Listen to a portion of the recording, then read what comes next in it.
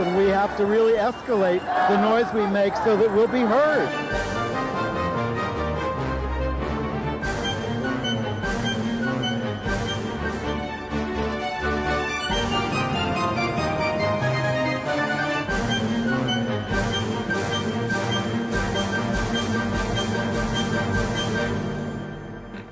Welcome to GayUSA. I'm Andy Hum. I'm Ann Northrup. And did you have a nice International Day of Transgender Visibility? I was with family in northern Massachusetts for a big Easter dinner. None of us really celebrate Easter, but we like to get together and see each other. I mentioned the International Transgender Day of Visibility because it was marked amid manufactured controversy. Very manufactured, which seems to be having a little backlash, I'm happy to see. But we'll discuss that at the top. We will also discuss the mixed legacy of the late US Senator Joe Lieberman. That right-wing leader, Matt Schlapp, has settled the lawsuit against him by a man who accused him of sexual assault. And we may have a settlement between the Disney company and Governor DeSantis of Florida. There are little wrinkles to it. Best Buy, they caved to right-wing pressure to stop corporate donations to 8 LGBTQ groups. And we now know more about the death of trans activist Cecilia Gentili, and 2 men have been arrested for causing her death. This week was the 50th anniversary of the election of the first out LGBTQ official in the United States. Stay tuned to find out who. Hint, she's still alive. Uganda's constitutional court has upheld the Kill the Gays law, most of it. A lesbian power couple are 2 of the leading gunners in the defense of Ukraine. I think there are a lot of gay people in the Ukraine army. The Houthis in Yemen have sentenced 9 supposedly LGBTQ people to death for sodomy, and 23 others to prison and flogging. And I'll review Water for Elephants, the new musical on Broadway. Oh boy. Yeah. All right, so Trans Day of Visibility, International Trans Day of Visibility, it's been celebrated for 5 or 6 years. 16 years. Really? Yes, that's what I have. Okay. Well, anyway, every year it's March 31st. But this year, guess what else showed up on March 31st? Right, Easter Sunday. So, look, President Biden issued a notice marking Trans Day of Visibility on the Saturday before Easter, and then Easter happens, and then the right wing pounced. You're replacing Easter with something blasphemous. Defiling Easter. That's just outrageous. It's so intellectually bankrupt. It's such a lie. But let's look at the president first. To everyone celebrating Transgender Day of Visibility, I want you to know that your president sees you. Jill, Kamala, Doug, our entire administration sees you for who you are, made in the image of God and deserving of dignity, respect, and support. But we know it's hard when there are those out there who don't see you and don't respect you. For example, the onslaught of anti-transgender state laws attacking you and your families is simply wrong. This administration is standing up for you against all these hateful bills. And we're committed to advancing transgender equality in the classroom, on the playing field, at work, in our military, in our housing and healthcare systems, everywhere, simply everywhere.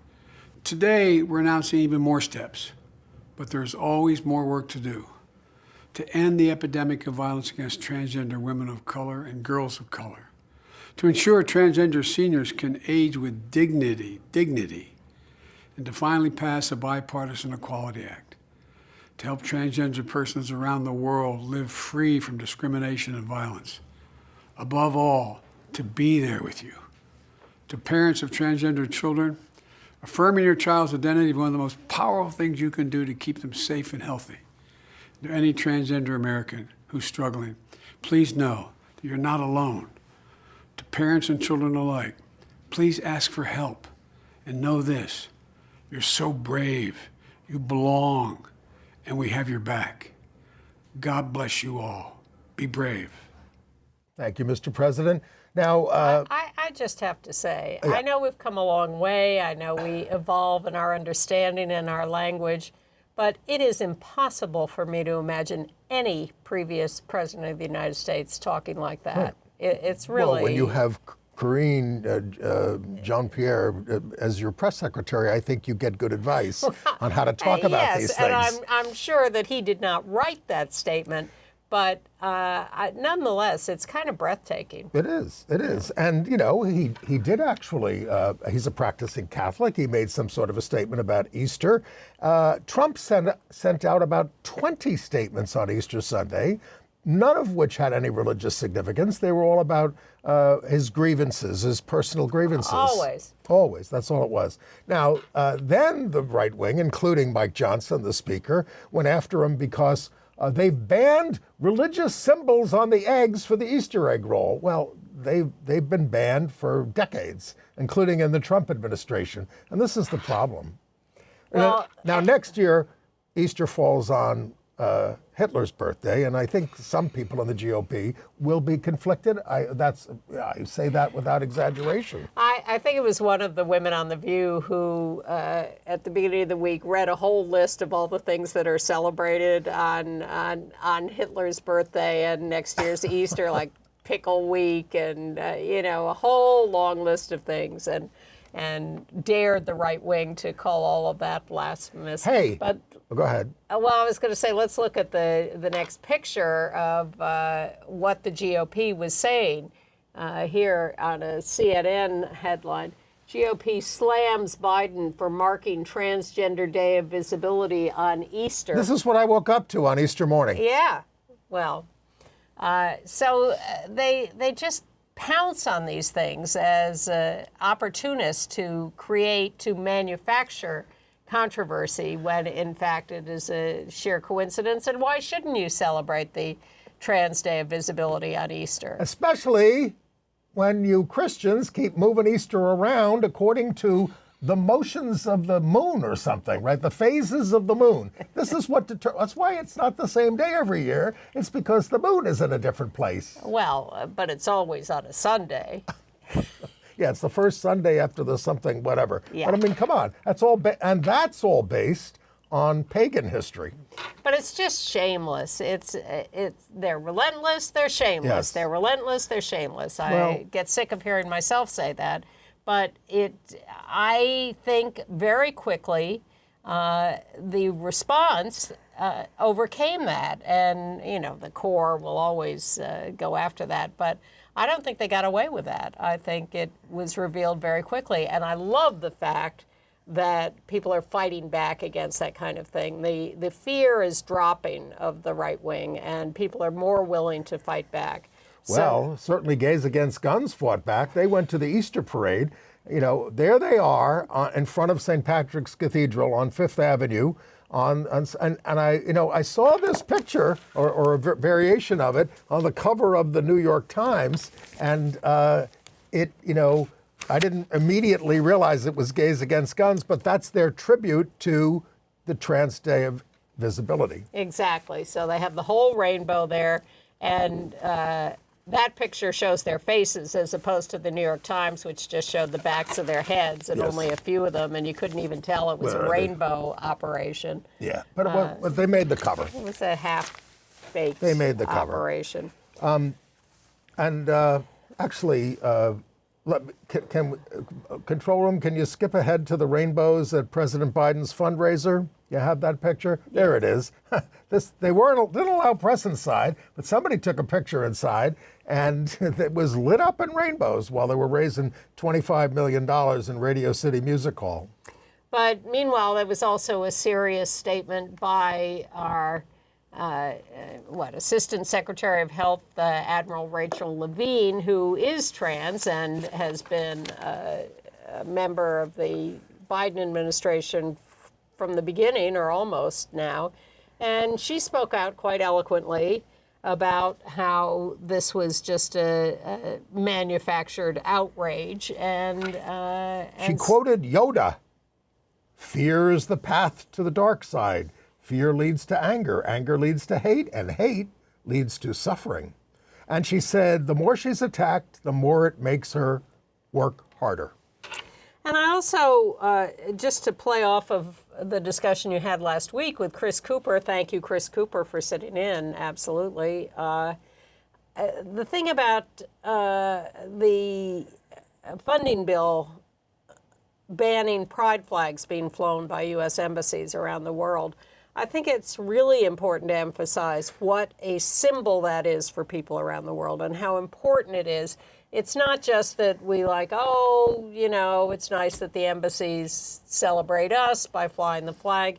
It's such a specific, important signal of support for LGBTQ people around the world, especially in countries where we are threatened with death or beaten up or oppressed. And those flags have flown on U.S. embassies in the most unlikely countries. Yes, sometimes the U.S. embassy is the only place you can have a pride celebration in some of these countries, and they do, to the consternation of their hosts sometimes. Yeah, so Biden has promised to try to repeal that, to reinstate He's also going to pass the Equality Act, but it's going to take a few votes. Yes, that's a longer wish. Speaking of our transgender sisters, in New York, Bernie Wagenblast, the trans voice of the subway, the voice that you hear on the subway, rolled out a podcast and a visibility campaign, that's Bernie there on the right, called In Transit, that is being promoted in subway stations. The voice that has guided people in transit will now guide you to understand trans people. So that's Ken Lusbader there on the left from the LGBTQ History Project, and some folks from Callan Lord. So a breakthrough. Yeah, and something that wouldn't happen in a lot of other places, I think, given the right-wing backlash, given the violence that might take place against signs like that. Of course, we don't know that that won't happen here, too, but it's nonetheless great to see that on the walls of the subway. And by the way, speaking of Trump, much was made that while Biden was having his fundraiser, he was going to the wake of a murdered cop on Long Island, and was warmly embraced there by the police. But, you know, help me understand why police embrace somebody who let loose the hounds of hell on law enforcement on January 6th. I mean, certainly the Capitol Police are having none of it and saying, God, this guy is a total hypocrite. And is still supporting the attackers and promising to release them from jail. And having their chorus, the prisoners' chorus, sing the national anthem at his events. The recording of them. I read a meme today. It said, you know, people keep asking, are we ready for a woman president? Are we ready for a gay president? Are we ready for a guy with 91 indictments and you know, who does all these malicious things? That's what we seem to be ready for. I don't know if you read Mike Signorelli's blog, but he had an interview this week with a psychologist who went into some detail about Trump's rapidly advancing dementia. And it was quite fascinating, and predicted that he is just going to deteriorate yeah, he has his good days and his bad days. Yes. But his inability to speak coherently often, not always. I myself have sat here and said that he can be quite charming in the way he speaks, but this guy was quite adamant about the fact that Trump is falling apart fast. Less charming was former U.S. Senator Joe Lieberman of Connecticut, who died at the age of 82 after a fall. Now, this is a man who was almost elected as vice president with Al Gore in 2000, but the Republican Supreme Court gave the election to George W. Bush and Dick Cheney. But as a Democratic senator, he was center-right, supporting. Now, he did support choice and gun control, and he did sponsor the federal gay rights bill, but he joined 80% of Congress in voting for the anti-LGBTQ Defense of Marriage Act, and took hell from Ann Northrup at a Barnes & Noble for it. After the Defense of Marriage Act passed in the US Senate, 1996. Yes, we noticed that a lot of the people who had voted for it, and it was most vastly, how many voted against it? 80% of the Congress. I was going to say maybe 16 voted against it. 20. I mean, 80% of the Congress voted for it, of both houses. I think it was less than that in the Senate. I think it was in the teens, and including people like Paul from Minnesota. From Minnesota? Yes. And Bill Bradley, and a lot of people you would have thought better of. So a lot of them had books they'd written, and they would show up in New York at Barnes & Noble's to give readings. So we said, what a perfect opportunity. I think one of the first we went after was Barbara Mikulski, the the closeted lesbian senator from Maryland, and I went and yelled at her at a Barnes & Noble. She was extremely taken aback and fled the room, and was accompanied by, what's her name, Oates, who was also such a friend of David Mixter, who just was furious at me for how dare I attack Barbara Mikulski. Hey, votes have consequences. So Joe Lieberman was one of these. I also went after Bill Bradley at a Barnes & Noble, who ended up apologizing and trying to become my best friend after that. And I'd be there with you on some of these things. Yes, and so were a lot of ACT UP people and Queer Nation people. But I was one doing most of the yelling. So Joe Lieberman was at a Barnes & Noble, and you asked a question. Well, first. I mean, he was doing a book on civic engagement and people's cynicism about, we have to win people back to be more engaged civically. And I said, well, what are people supposed to think when you do things like vote for the Defense of Marriage Act, which seems like a very cynical gesture? Of course, for him, it probably wasn't. And this is a guy who once said that morality can't be maintained without religion, for which the Anti-Defamation League criticized him. He was an adamant, total supporter of the Iraq War. He never supported or endorsed Barack Obama in either of Opposed his... him. Yes. He was a black man. Yeah. Although he did help with the repeal of Don't Ask, Don't Tell. He did that, and that was, if he had any sort of singular achievement for us, when that thing seemed like a lost cause, he seemed to embrace it and got it over the finish line. And then he killed single-payer health care. Oh, my God. That's the worst thing. Horrible. He was always holding up the Democrats with a gun, saying, if you don't do it my way, you lose my vote. Because he ended up being an independent senator because he lost the Democratic nomination in Connecticut. Very bitter. And scolded Clinton for his affair with Lewinsky. I wasn't crazy about that either. He opposed domestic partner benefits for public employees in the District of Columbia, although later sponsored them for federal employees. And most recently was a co-chair of the No Labels effort to come up with a third-party candidate so that he could defeat Joe Biden. Oh, look, he pushed Betsy DeVos for education secretary. He was a total collaborator with the Republicans. Yeah. Anyway. So, all right. anyway. But much worse is Matt Schlapp, of course, who runs CPAC, the Conservative Political Action Committee. He has settled a lawsuit, well, his insurance company did, with a Republican operative. Now, there's Matt Schlapp, and here's the operative, Carlton Huffman, 40 years old, who says Schlapp groped him while Huffman was driving Schlapp to a political event for Republican Herschel Walker in Georgia in 2022. Who Hoffman worked for. Yeah, Huffman is getting $480,000 from this insurance policy. The lawsuit is dropped. Oh, Schlapp criticized the left-wing media for our coverage of it. He also falsely said Huffman had apologized, which is a violation of the deal that they made when they settled it. Please. Violation of the deal. He learns it from his lord and master, Donald Trump, who violates every deal on the face of the earth, who's just trying to bait people into doing bad things to him so he can promote his campaign. By the way, Trump, you'd think he was still in office. He has Richard Grenell still going around the world representing him, talking to fascist dictators. And Grenell says things like, I'm not worried about this phony concern about democracy.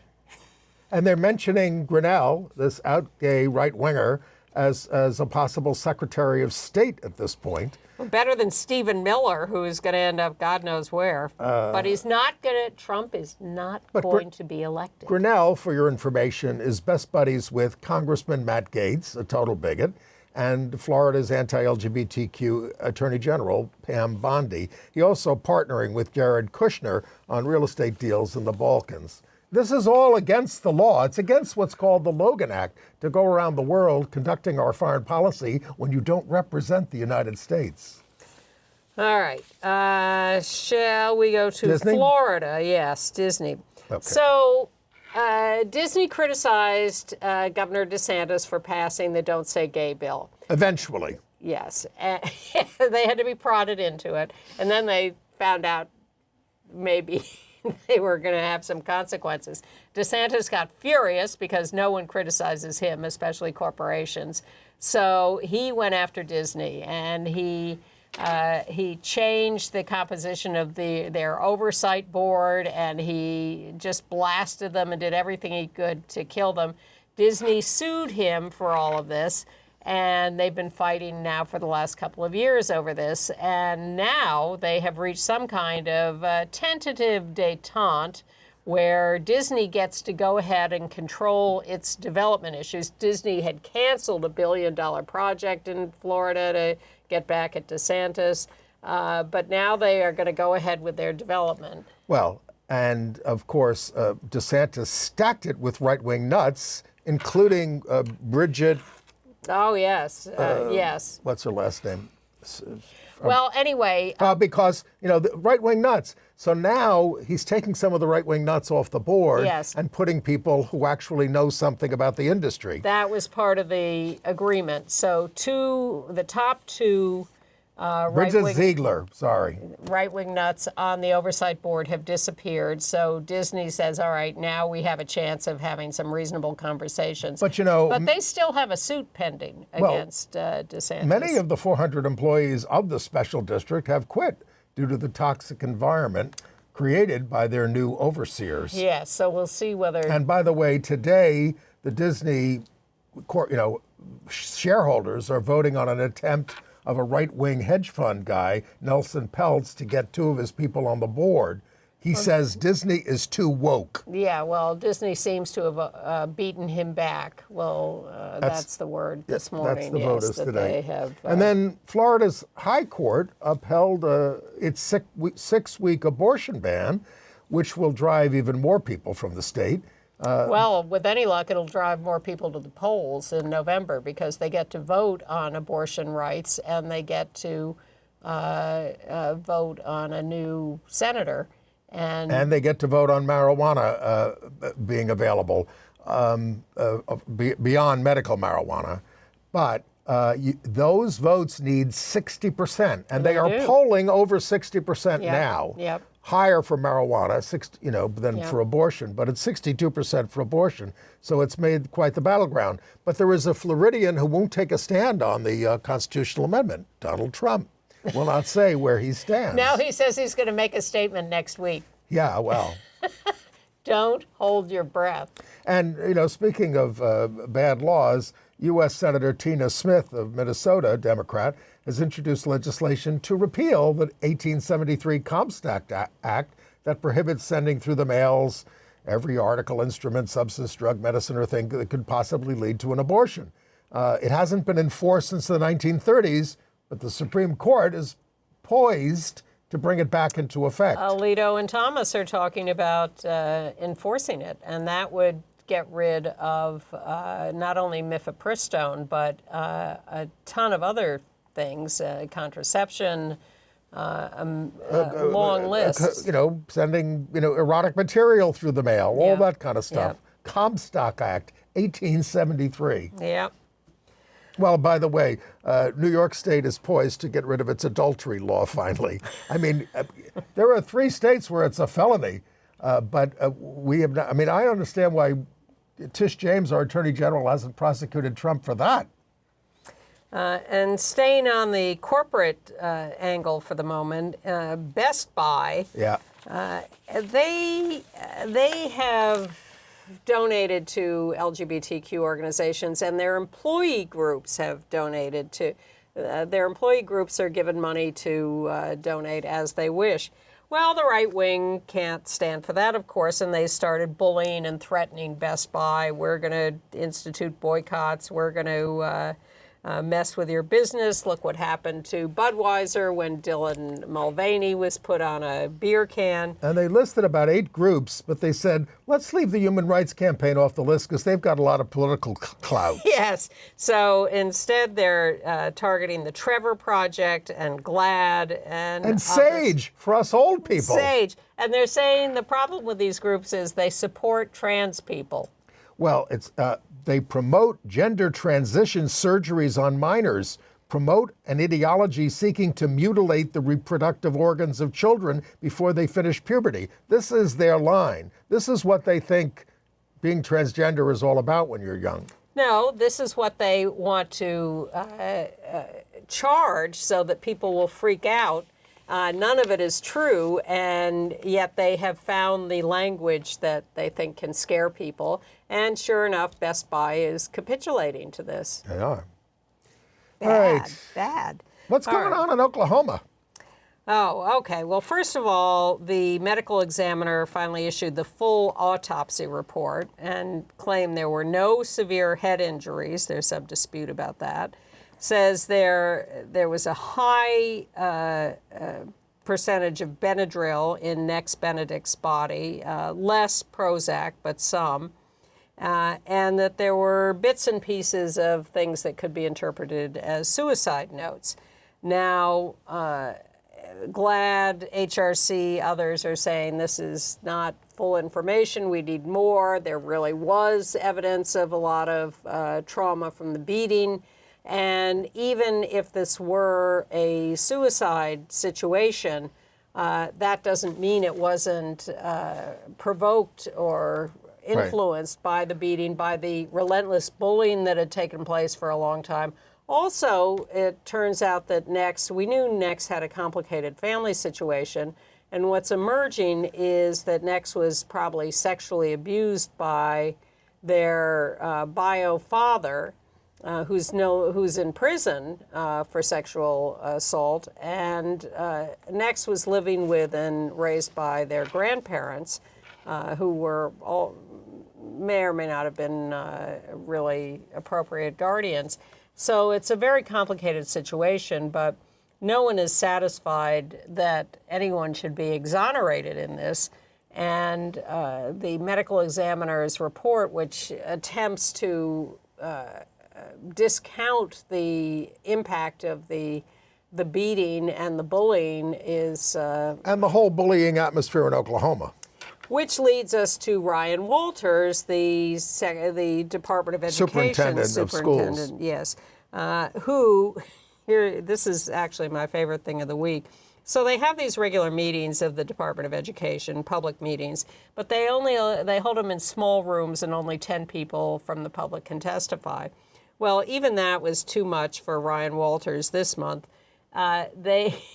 They locked the doors the night before. You can sort of see there are zip ties and, electrical cords tied around the doors so that people have to wait outside in the cold and the rain, and they were actually forbidden to wait outside this time. Usually they wait, but they were told they couldn't. Some showed up anyway and found these locked doors. So. Don't they have an open meetings law in Oklahoma? We have established, Andy, that the right-wing Republicans follow no laws. Well, so what happened? So Superintendent Ryan Walters, in this tiny room, said that radical left-wing activists have lied about Nex Benedict to support their political agenda. And he said, I will never back down to a woke mob. Conservatives are under attack. And it turns out the reason he's not apologizing and not being a compassionate human being and not dealing with the bullying or anything else is he is someone who is backed by billionaires who are trying to get rid of public schools in Oklahoma and turn it all into a private, probably religiously based school system. And the Supreme Court will not stop them. So this has nothing to do with him addressing bullying concerns or anything. This is about him standing like a rock wall against any of these conversations because the billionaires, the Koch brothers, the Waltons from Arkansas, the Walmart people, just want to get rid of the whole public school system. Well, I told you, my niece taught at Central High School in Little Rock for decades, and she left the country over what they've done to the schools. And it's only going to get worse if they have the power. All right, but better news from Wisconsin, where Governor Tony Evers vetoed the Republican trans sports ban bill. And anti-LGBT curriculum bill, too. There were two of them. Okay. So we love Tony Evers. He keeps standing up for us. And we love the court in Colorado, which has mandated better housing opportunities and medical care for trans inmates in prisons there. A couple of stories from Tennessee. The House there passed a bill permitting anti-LGBTQ foster and adoptive parents, putting LGBTQ children at risk. But a federal judge down there, Waverly... Wait a minute, repeat that? I'm saying in Tennessee, they passed a bill that allows anti-LGBTQ people to be parents and foster parents. Yes, that's not good news. No, I didn't say it was good news. Okay. I said we have a couple of stories from Tennessee. Okay. Then the better story. We'll sort this out. The better story is that the federal judge in Tennessee, Waverly Crenshaw, we have a picture of him, ruled that a trans boy can try out for his high school golf team, despite the anti-trans law in the state. This was at Farragut High School in Knoxville. The judge cited the Equal Protection Clause. The plaintiff had been on a girls' team in middle school, sought to compete as a boy. As he transitioned, Tennessee law prohibits trans athletes from competing consistent with their gender identities. But at the school, everybody treated him as a boy, and he used the boys' restrooms, and he didn't want to be the only boy competing on the girls' team. Exactly. Judge Crenshaw is an Obama appointee. And sees the logic of that. And you can't, and don't give me any, golf is not a contact sport, if any of people are worried about that. With any luck, occasionally. Well. Yeah. Unless you come into contact with a ball coming across the fairway from another place, purposefully or unpurposefully.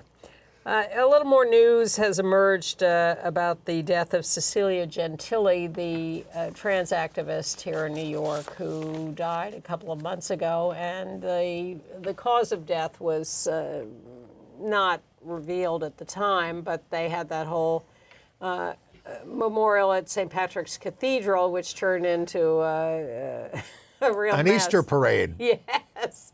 And the church then got very angry about what had happened. But now they have arrested two men for supplying her with fentanyl-based heroin. Deadly doses. Two guys. One of them was also charged with unlawful gun possession. Gentili's friend, Cayenne Doroshow, tried to get law enforcement to seal the record of how Gentili died and said it's nobody's business. But when somebody is killed, it is the state's business. Yep. The alleged perpetrators face 20 years to life. Although one of their lawyers says, "I'm a total fierce advocate for trans rights." Well, you helped kill Cecilia Gentili with your client. Yeah.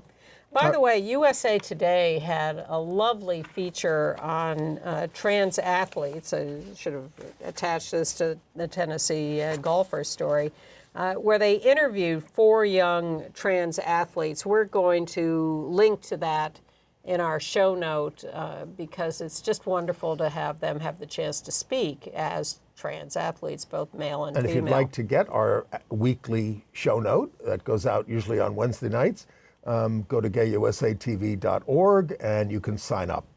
In Kansas, the legislature passed a bill requiring age verification to access LGBTQ content.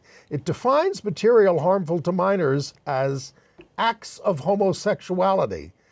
Enforcement is in the hands of their horrible Attorney General, Chris Colback, It allows parents to sue content providers if their kids access LGBTQ content and get $50,000. Hey, Johnny, go access some content. We can make some money here.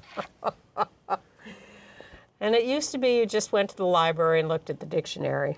And have you heard about how Ohio, the ACLU, is suing against the GOP amendment to the Constitution targeting gender-affirming care? They say it violates a previous amendment that was passed in Ohio that says you can't impose a penalty for the sale or purchase of health care or insurance. And in other words, previous things that they passed against the ACA are going to help them in getting transgender care covered. Silver lining. Well, I wish that applied in Idaho, which has banned medical care for all trans people. Minors, adults, everybody. You are not allowed to be trans in Idaho now. Terrible. But in Georgia, the good news from Georgia is that the legislature managed to adjourn without passing 20 anti-LGBTQ bills that had been filed. Also, anti-LGBTQ bills have failed in Florida, West Virginia, and Arizona. I'm telling you, the tide is turning little by little. All right. Should we talk about... But also in Georgia, I assume you celebrate the 2 trans women who climbed a 250-foot-tall crane as a protest of not only anti-trans laws, but the Cop City construction that's going on. This is a huge training facility they're building outside Atlanta for the police. Tremendously controversial. One activist who'd been involved in the protests got shot dead by the police in the middle of a protest. People are seeing this as a training facility for very violent cops. The cops and the government, of course, say, no, this is needed training so they don't do bad things. But the subject of enormous controversy in Atlanta. So those 2 trans women climbed this huge crane to sit in for a while protesting. We lost a member of the Cockettes. Rumi Misabu, Yep. a founding member of the San Francisco-based drag spectacle known as the Cockettes. It was an experimental psychedelic theater and art scene. The Cockettes were known for pushing the boundaries of drag and sexuality and exploring gender fluidity from the 1960s on. Yeah, Rumi started his career on the Disney lot. He was in a couple of Disney movies as a child and then moved on to the sort of hippie psychedelic world and was and because he'd been a Disney performer, he had a lot of skills that not everybody had. So he could sing and dance in these crazy performances that were sometimes organized and sometimes not.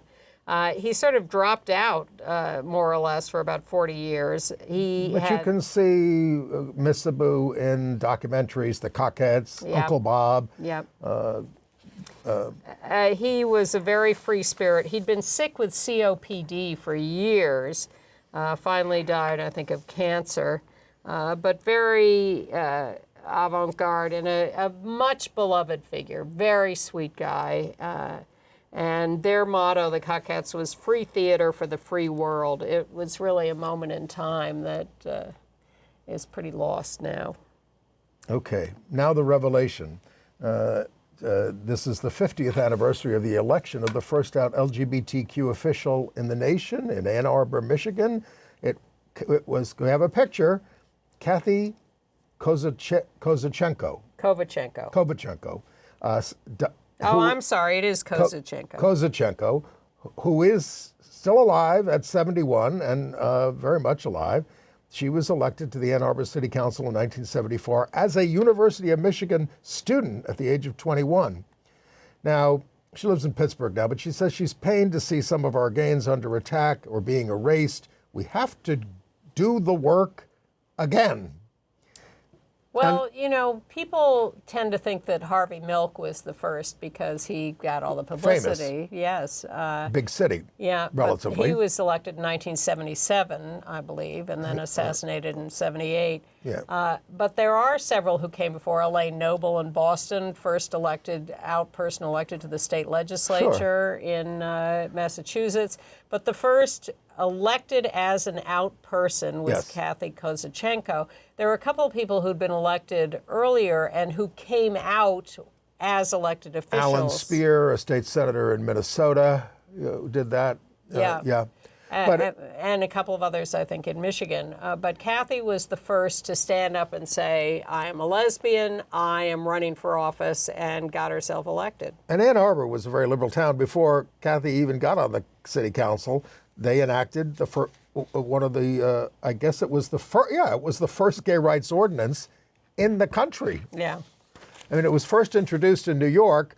We didn't pass it until 1986. And Wisconsin was the first to pass a statewide. Oh, yes. Okay. All right. So congratulations, Kathy. Delighted to still have you around and still fighting the progressive fight. How are we doing on time? Maybe We're doing what? Well, I'll save that till later. All that data on religion. If we need it, we should to go. end the show. We should go. Data on religion. We should go to Uganda. International news, yes, Uganda. The Constitutional Court has declined to nullify the Anti-Homosexuality Act of 2023, the Kill the Gays law. Ugandan leader Frank Mugisha says it's enormously sad, and that they will appeal to the higher court, the Supreme Court. This law was passed with only 2 dissents in the parliament. Passage has led to increased harassment and violence against people perceived to be LGBTQ, evictions from their homes, beatings from family members, forced anal examinations, forcing people to flee the country, often to go to places like Kenya, which aren't necessarily so great, but that's an option. And that Kenya's thinking of closing the border to them. So they struck down a few provisions. They upheld most of the law. They struck down a provision that penalized people for leasing homes to gay people. All that does is protect the straight people who were subject to penalty if they were found to do that. And they struck down a provision about being able to have sex with terminally ill people, and a provision. Give them a break. And a provision that mandated reporting LGBTQ people to authorities, again, protecting straight people who could otherwise be prosecuted for not reporting them. They kept the death penalty for aggravated homosexuality. They kept the part that says you cannot talk about homosexuality, like the Russian no promo homo law, and kept the provision that outlawed LGBTQ organizations. Well, Ghana has passed a similar law, and it's sort of sitting at their high court, and the president of Ghana is waiting for them to decide about it. Yeah. And this week, sometimes we get calls from out of the blue. I got a call from a guy in Ghana asking me to marry him. I mean, he's serious. Yes, he wants a way out. I said, well, we're not that kind of, we're just a television show. I mean, I'll refer you to these groups that try to help people with immigration and things. He kept texting, just have somebody marry me and bring me to America. Yeah. Heartbreaking. Also heartbreaking is what's happening in Yemen, where the Houthi court, the Houthis are in power in Yemen these days, and they are a very dangerous group. They convicted 32 men of sodomy. What did I do? 9 have been sentenced to death by stoning or crucifixion. 23 more convicted on sodomy-related charges got prison sentences of up to 10 years. 3 were sentenced to public flogging. Yeah. Now, Human Rights Watch said that the trials were conducted without a semblance of due process. I mean, this is what happens with these laws. You just point at somebody you don't like and say homosexual, and you get rid of them. Now, there is a group in Africa called Project Not Alone that whose work is about getting people released who have been convicted just of sodomy or homosexuality, and they managed to get 12 people out of jail last year. And a 13th this year, just now. They're sponsored by the Erasing 76 Crimes website and the U.S.-based St. Paul's Foundation for International Reconciliation. So they've done all this work on a budget of under $10,000. Project Not Alone. In Ukraine, the top sniper and machine gunner taking on Putin's army are a lesbian couple. Of course they are. Olga, a highly trained killer known as Ulster, 24 years old, a sniper for the last 10 months with a girlfriend who was a machine gunner. Olga wants to show these Wagner monsters, the Wagner group that does a lot of the fighting, that they do not belong here. You know, Russia has lost 400,000 soldiers in this war, but they doesn't seem to endless supply doesn't seem to bother them. And we get mixed reports from Ukraine. On the one hand, we hear about a lot of LGBTQ people in the army there and how that has put pressure on the Ukraine government to pass better laws for LGBTQ rights. And then we also hear about continuing harassment of LGBTQ people in Ukraine. So it's a mixed bag, but it's nice to, it's not nice to read any story about killing in any way on any side, but the courage and bravery of these people who are defending their country is inspiring. Okay. Also in Thailand, an update on marriage legalization. We told you it passed in the House last week. Now it's advancing in the Senate in Thailand. It has to go through 2 more Senate votes. The next one isn't until July, I think, and then there has to be one after that. But everything seems on track to legalize. Passed overwhelmingly in the House. Yeah. All right. Well, as we know from here, the Senate can be a different story. And congratulations to out gay Adam Crafton, who is a sports writer in the UK. He's on the left there in this picture, and he just won an award for Sports Writer of the Year from the Sports Journalism Association there. This is not the Gay Sports Journalism Association. This is the National Sports Journalism Association. He covers soccer, football, whatever you want to call it, and he won the award as Sports Writer of the Year. Congratulations. Yeah. All right, health news. Mpox, it was almost vanquished last year. Everybody changed their behavior and got vaccinated, but there was a big 2022 outbreak, but it's showing signs of returning this year, particularly in New York City. As of March 23rd, 113 people have confirmed cases here, which is more than triple the 30 documented in all of last year. That's a lot. So in 2022, there were 4,000 who contracted it, mostly in New York City. Nationwide, the CDC reports this year 576 cases compared to 298 of all of last year. In December, a more transmissible form of Mpox was discovered in the Democratic Republic of the Congo. Now, the U.S. has seen a total of 32,000 plus cases and 58 deaths from Mpox, mostly of immunocompromised people. A vaccine is available. A 2-dose regimen is needed, and gay and bi men and trans and non-binary people who are sexually active are particularly at risk. Well, one of the things that slowed down this epidemic when it first appeared was the publicity drew many gay men to get the vaccine. After the experience of HIV and COVID, people just flooded the health clinics to get the vaccine, and that was really effective. But two new studies out of Sweden and the Netherlands are showing that the vaccine loses its efficacy quite fast. So they're talking about needing booster shots. If you think you're protected because you've had the 2 shots, really investigate that, because you may need more boosters. Is that going to mean another 2-shot regimen? I don't know the answer to that. Well, we'll try to find out and get back to you. I am but in the alerting meantime, you. get your booster. Don't wait. And if you haven't had it, go get the 2 shots. Take it seriously. Yeah. All right. Internet entertainment news? Well, I saw the musical Water for Elephants. I had not seen the movie or read the book by Sarah Gruen, but it's mostly about a love triangle in a circus troupe in the Depression.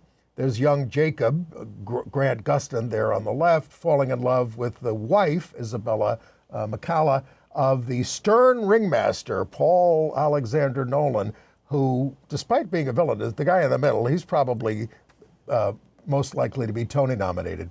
And it co-stars an elephant, Rosie. The music is by... I bet it's not a real elephant. No, it seemed pretty real. No, the music is by is not by a particular person, but by Pigpen Theater Company. And that's cute. Very true. The music's very true to the era, because I hate most Broadway scores. They're just all samey. You can't remember them. This was nice. And so better than typical Broadway fare. And they have all these circus performers on the stage who are jumping around all the time to keep you amused. Okay. Rex Reed hated it. Jesse Green loved it. Well, we'll see what people think of the Little Shop of Horrors production off Broadway. I think it's on now, right? And it's been it's popular. Ongoing, yeah. Well, Jinx Monsoon is coming into it as Audrey. Jinx has been a 2-time winner on RuPaul's Drag Race, very popular performer.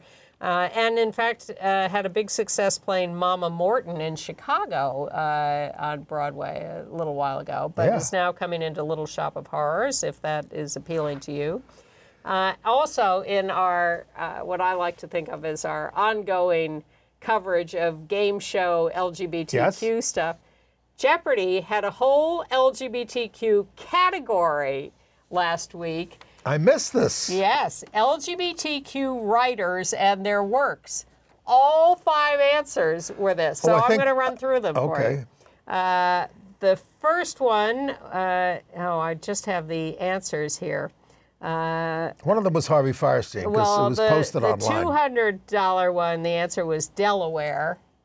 What could that have been? Maybe it was about Sarah McBride, the trans elected official. Has she written an autobiography? Maybe. The $400 one was about RuPaul and his autobiography.